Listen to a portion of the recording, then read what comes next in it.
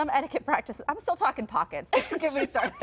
Wow, no. Some etiquette practices have been rightfully scrapped, like kissing a lady's hand today would net you more than a strange look, I bet. Yeah, and a bow or curtsy certainly not needed today, but what should maybe make a comeback? Liz Aquino is here to give us a manners makeover, and we're going to start with the RSVP.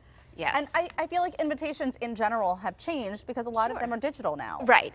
And I think that's the reason why people don't RSVP in a timely manner, because invitations are more casual. Some people don't RSVP because they're afraid to decline an invitation. Some people just forget. But whatever the reason, it is rude not to RSVP. It's a breach not just of good etiquette, but a basic human decency. Right. It makes the job of the party planner infinitely more difficult.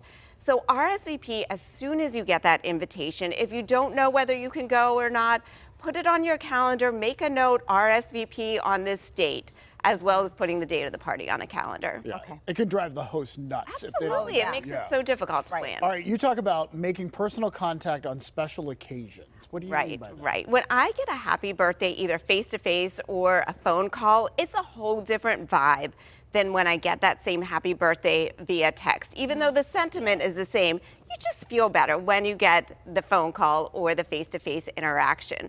So we are rolling with the times and folding in technology advancements into our special occasion etiquette. If it's someone you just communicate with over Facebook, it's fine to just post a message on Facebook. If it's someone you text with, at minimum, text them a happy birthday greeting, but it's nice to have a phone call.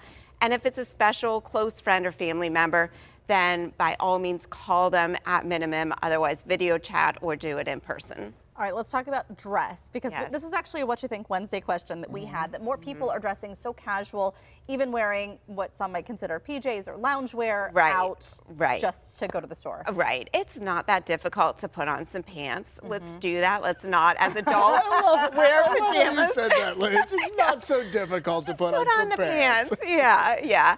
And watch also if you're going to a place of worship or a restaurant.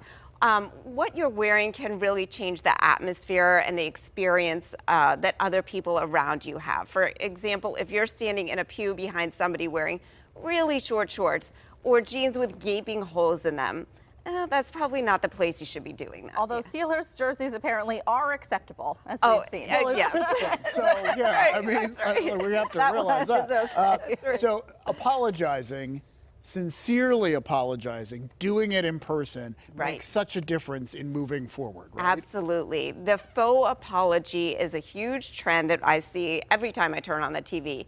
People not taking responsibility for their actions and not changing their behavior.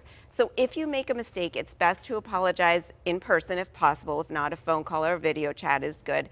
Take responsibility, don't place blame, don't make excuses. Yeah. Say that you're sorry and how you'll change your behavior. Okay, and taking off your sunglasses indoors? Yes, please do that. Our country has an epidemic of loneliness.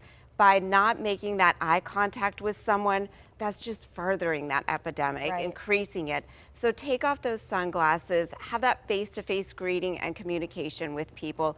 You can understand one another better too. If you're making eye contact. Yeah. All right, and real fast, return phone calls. Yes, return phone calls. It's so easy to text rather than making a phone call. But if someone takes the time to call you, call them back. Don't just text, especially if it's sensitive or complicated information that can be conveyed a lot more easily over the voice than the text. Sometimes if I call someone, I will follow up with a text and just say, I'm just calling you because I'm driving right now and can't text, but give me a call or text me back whenever you can. Right, perfect. So even just an explanation as to why. Because some people are really anti-phone calls. They are. They find them very inconvenient. Oh, it's true. Like, you call someone, they don't pick up. Yes. But they'll text you back right away. And you're like, so you have me a phone? Exactly. You Yes. just don't want to talk to me. Just pick up that phone. Yeah. Good stuff. Thanks, Liz. Thank you so My much, pleasure. Liz. And remember, you can see the full list of abandoned etiquette tips from Liz on our website, pittsburghtodaylive.com. Chivalry was also on that list. Yes. All right.